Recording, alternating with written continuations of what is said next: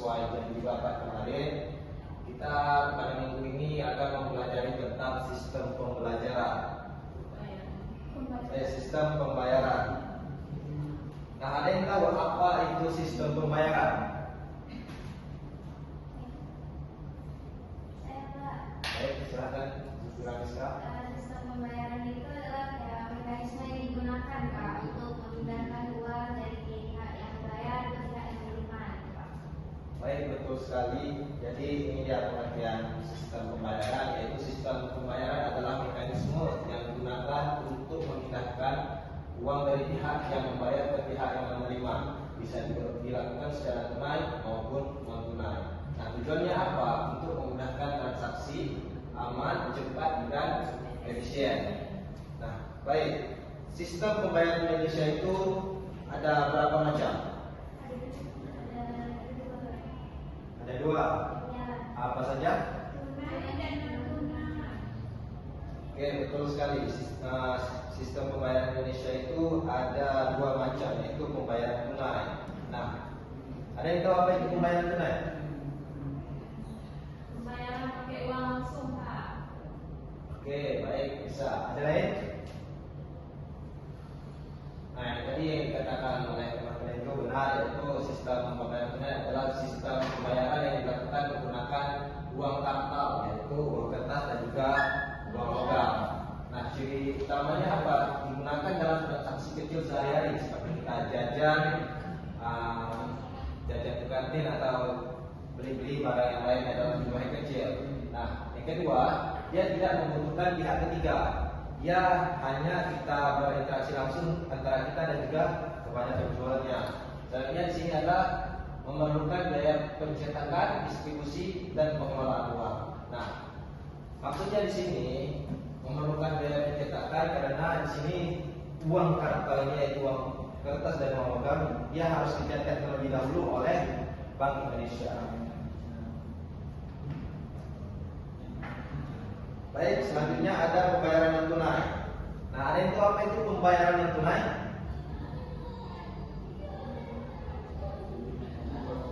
Pembayaran yang menggunakan kartu kredit atau QRIS. Transfer. Transfer. Transfer. Ya, sudah kita dengar. Ya, pembayaran non tunai itu identik dengan transfer. Nah, ada yang tahu apa macam-macam jenis transaksi elektronik? Dana, Pak. Ya, betul, dana yang sering-sering kita gunakan pada saat ini, yaitu dana dan juga GoPay, kartu debit. Ya, jarang kita pakai karena itu untuk orang-orang kaya.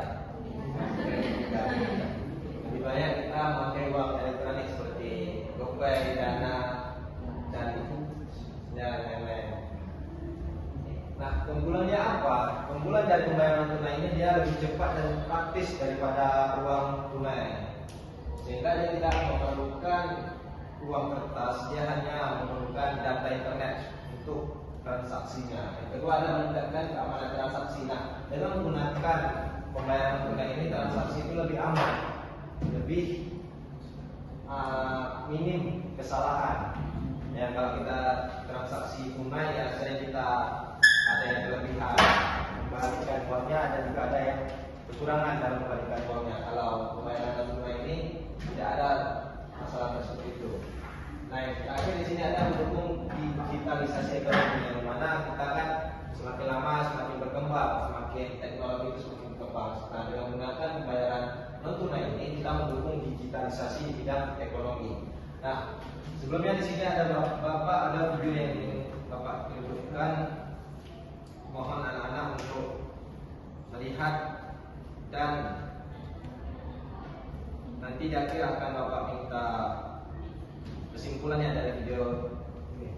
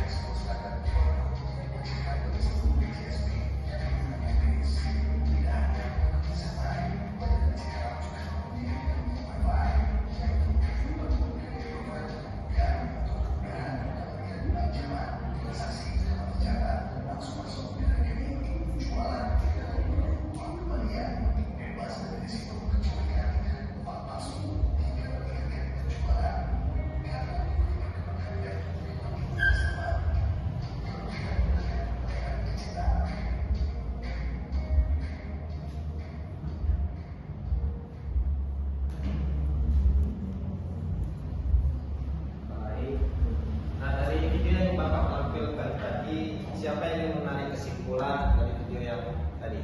Saya Bapak. Baik, silakan. Baik, berdasarkan video tersebut saya menarik kesimpulan bahwa sistem pembayaran digital di Indonesia telah mengalami transformasi signifikan dari sistem tunai konvensional menuju sistem digital yang masif.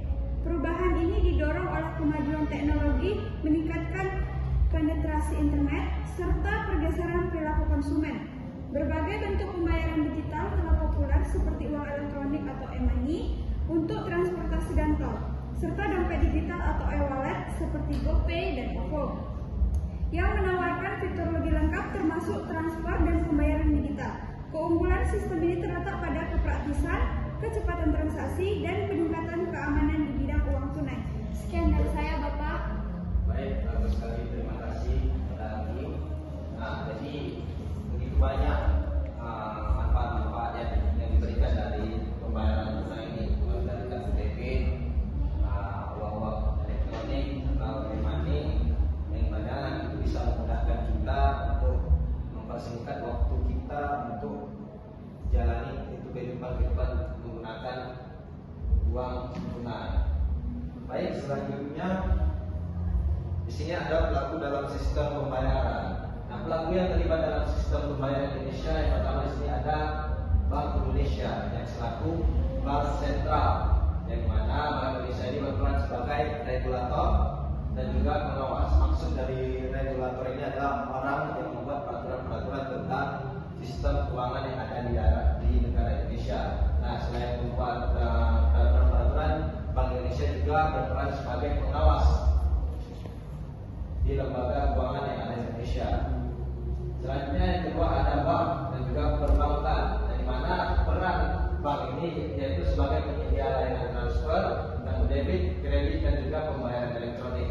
Selanjutnya di sini ada penyelenggara jasa pembayaran atau PJJ, yang dimana termasuk seperti fintech seperti OVO, Dana, GoPay dan juga ShopeePay. Selanjutnya di sini ada lembaga switching, yaitu penghubung transaksi antar bank, misalnya ada yang bersama, Prima dan juga Alto.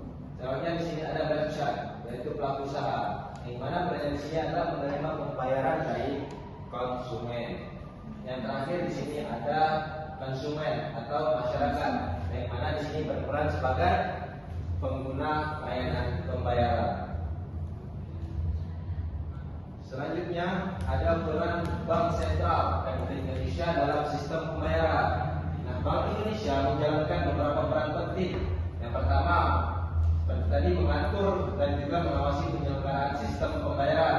Yang kedua, sebagai menjaga keamanan, keandalan dan juga kelancaran transaksi dalam perekonomian Indonesia. Selanjutnya membuat regulasi terkait pembayaran tunai dan non tunai. Yang keempat, menyediakan infrastruktur pembayaran seperti BI Fast, SKMBI dan juga RTGS. Selanjutnya di sini mendorong inovasi pembayaran digital termasuk Grace. Dan yang terakhir ada menjaga stabilitas sistem keuangan melalui pengelolaan risiko sistematik.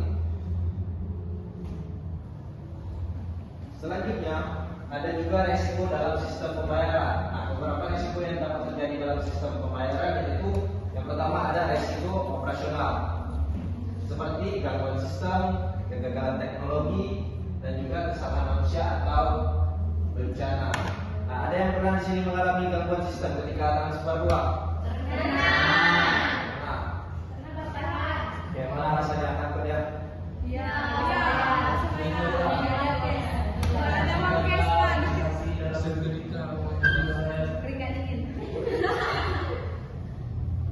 Kalau begitu nanti kan bisa diminta kembali kepada bank menyimpan uangnya melalui prosedur-prosedur yang telah ditetapkan mereka. Yang kedua ada risiko keamanan atau fraud, yang mana yang sering terjadi ya, pencurian data dan juga uang-uang yang tiba-tiba hilang dari rekening. Ada banyak kejadian-kejadian seperti itu. Ada Bapak? Ada? Pernah Ada. kejadian? Pernah. Oke, selanjutnya di sini ada risiko likuiditas, yaitu ketidakmampuan salah satu pelaku memenuhi kewajiban pembayaran tepat waktu. Yang keempat ada risiko sistemik, yaitu gangguan pada suatu lembaga yang dapat mempengaruhi stabilitas sistem keuangan. Yang mana ini bisa terjadi ketika karena inflasi yang mana bisa mempengaruhi stabilitas sistem keuangan yang ada di Indonesia. Yang terakhir, resiko hukum, yang mana penafsiran aturan yang tidak jelas atau pelanggaran regulasi. Selanjutnya di sini ada penyelenggaraan sistem pembayaran non tunai oleh Bank Sentral. Nah, Bank Indonesia melaksanakan penyelenggaraan non tunai melalui yang pertama di sini penerbitan regulasi standar keamanan, teknologi dan juga operasional. Yang kedua menjalin interoperabilitas antar penyelenggara pembayaran. Contohnya ada GRIS. Yang ketiga mengembangkan infrastruktur modern seperti BIFAS, GRIS, RTGS dan juga SKM BI. Yang keempat mengawasi perizinan dan operasional BJP dan lembaga switching.